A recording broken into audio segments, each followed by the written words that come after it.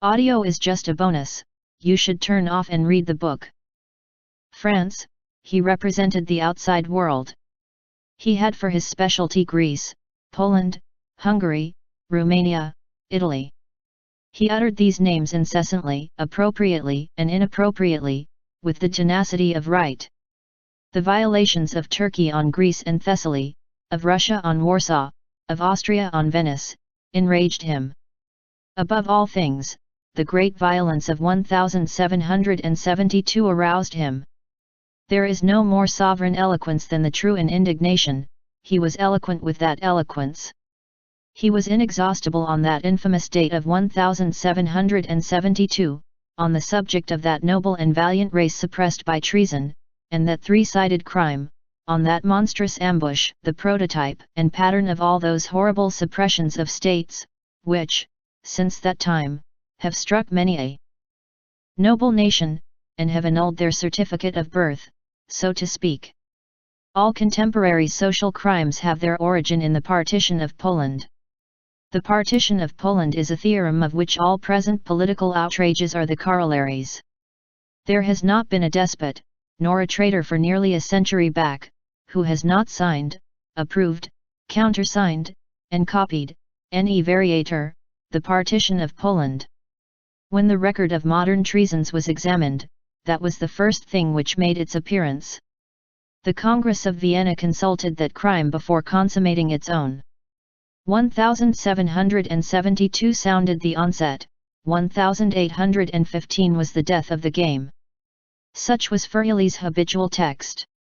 This poor working man had constituted himself the tutor of justice, and she recompensed him by rendering him great. The fact is, that there is eternity in right. Warsaw can no more be Tartar than Venice can be Teuton. Kings lose their pains and their honor in the attempt to make them so. Sooner or later, the submerged part floats to the surface and reappears.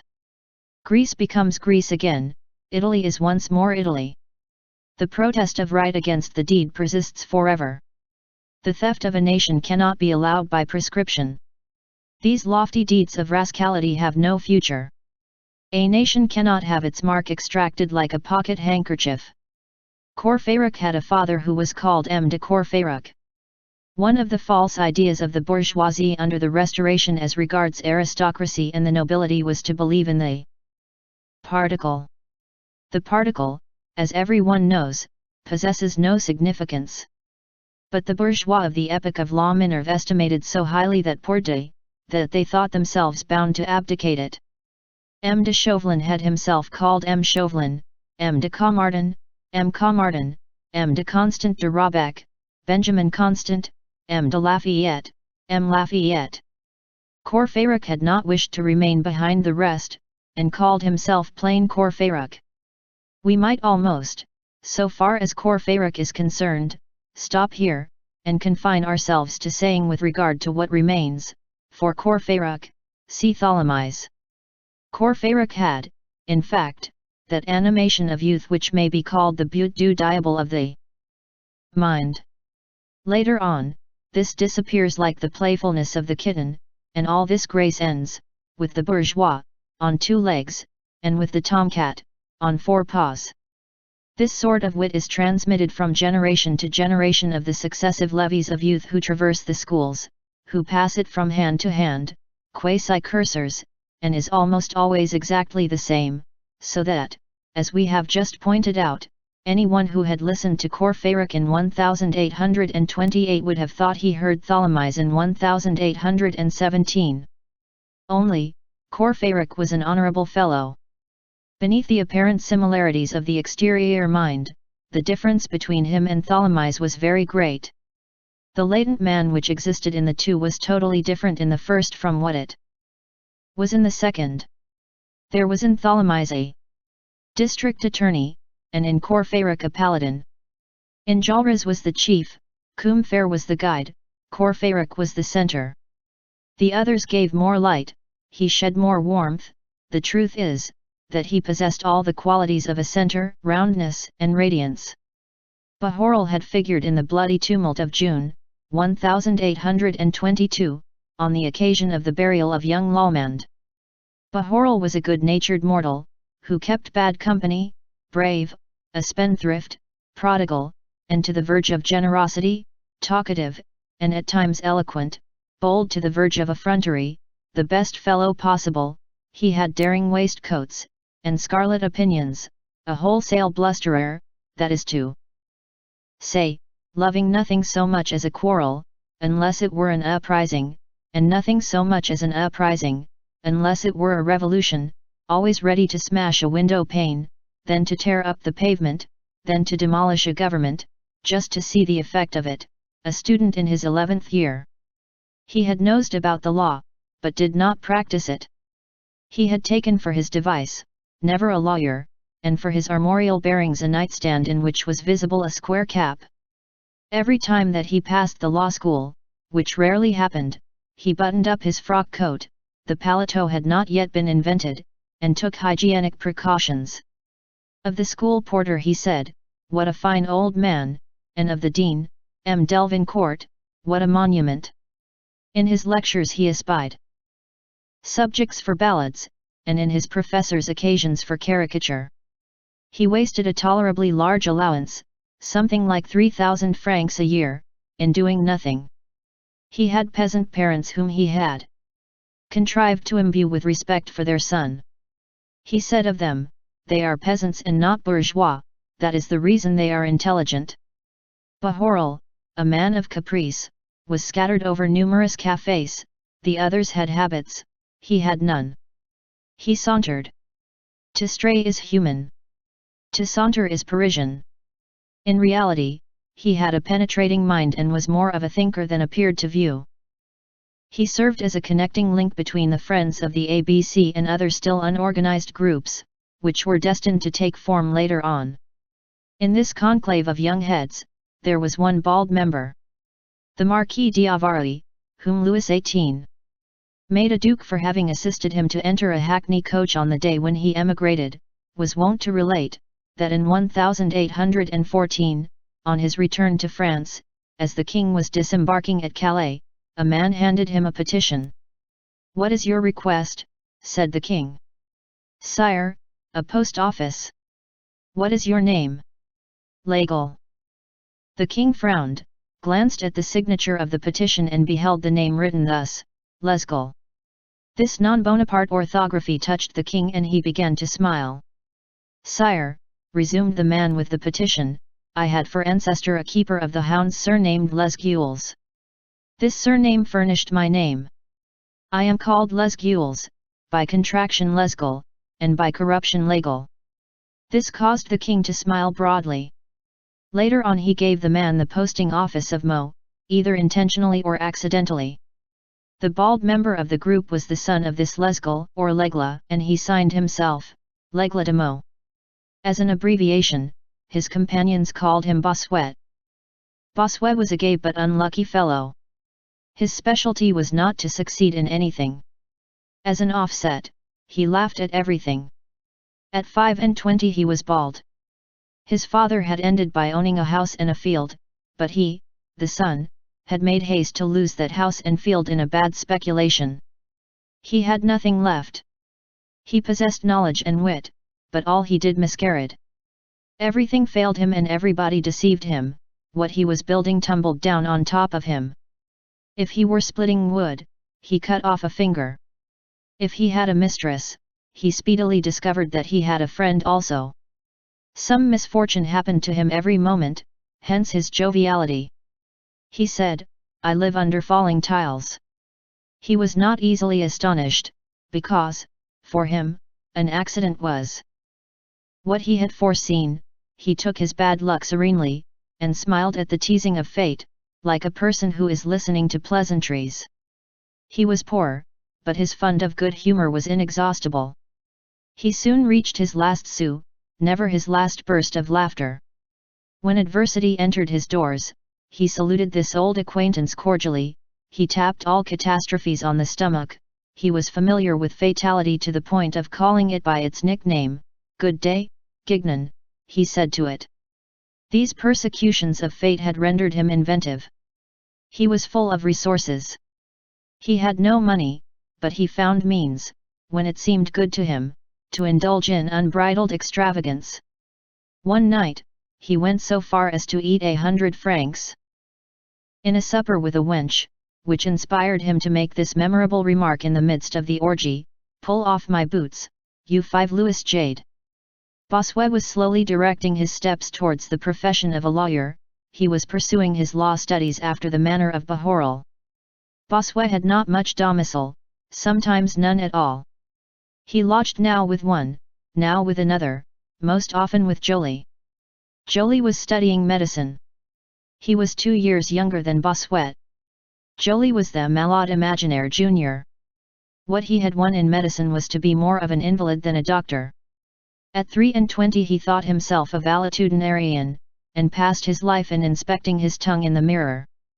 He affirmed that man becomes magnetic like a needle, and in his chamber he placed his bed with its head to the south, and the foot to the north, so that, at night, the circulation of his blood might not be interfered with by the great electric current of the globe. During thunderstorms, he felt his pulse. Otherwise, he was the gayest of them all.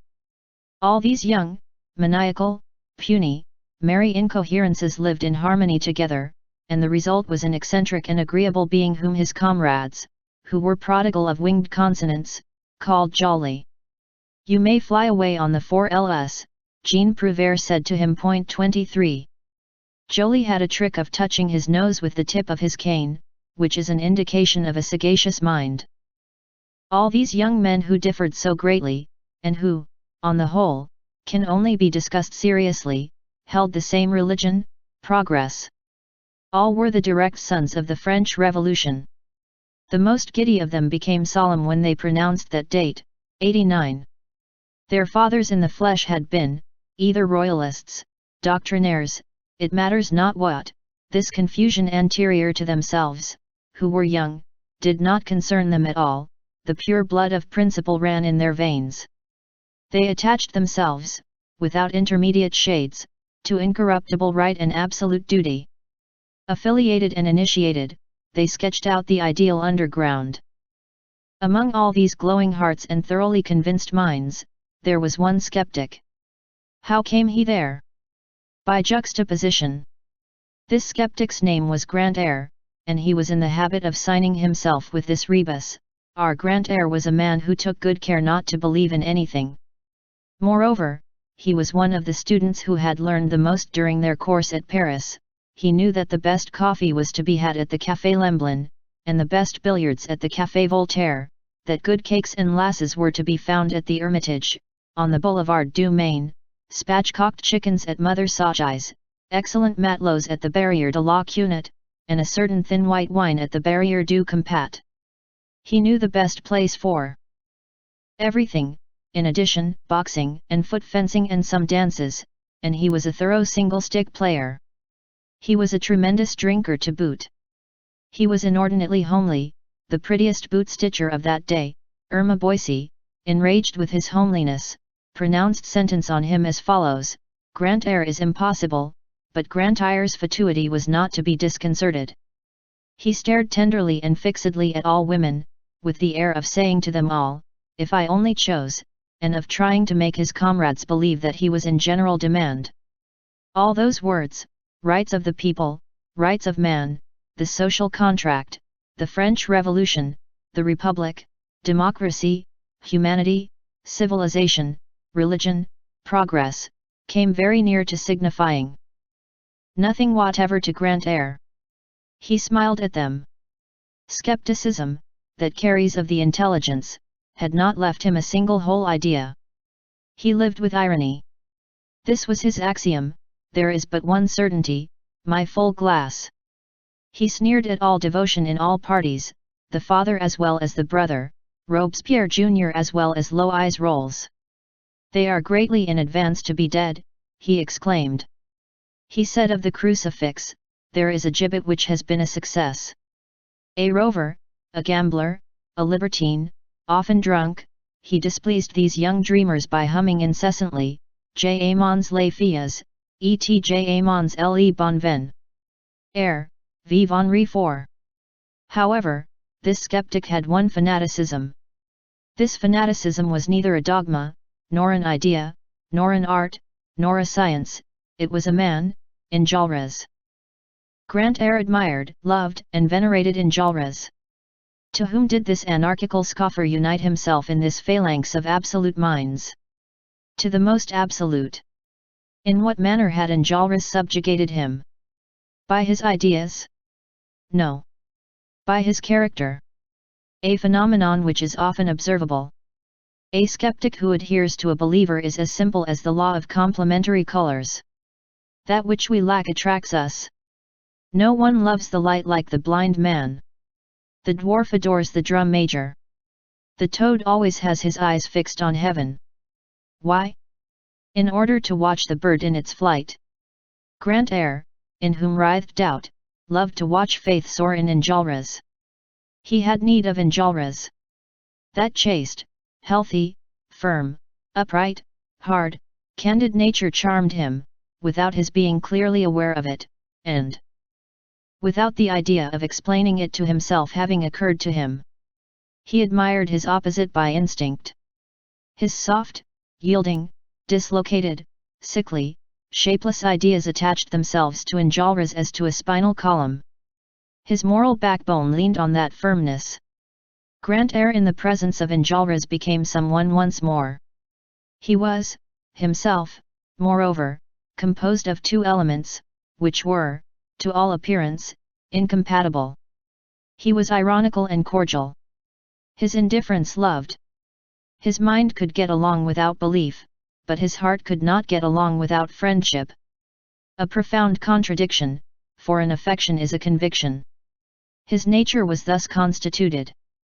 There are men who seem to be born to be the reverse, the obverse, the wrong side. They are Pollux, Patrocles, Nisus, Eudamidas, Ephestion, Pecmeja. They only exist on condition that they are backed up with another man, their name is a sequel, and is only written preceded by the conjunction and their existence is not their own, it is the other side of an existence which is not theirs. Grantaire was one of these men. He was the obverse of Enjolras. One might almost say that affinities begin with the letters of the alphabet.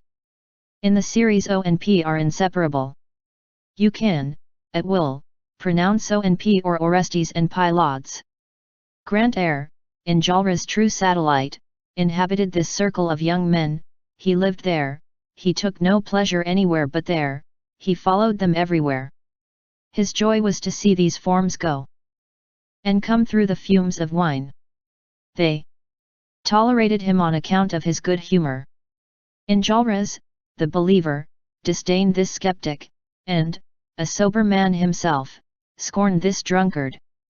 He accorded him a little lofty pity. Grantaire was an unaccepted Pylades.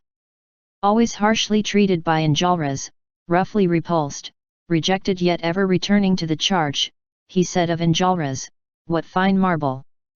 Chapter 2 Blonde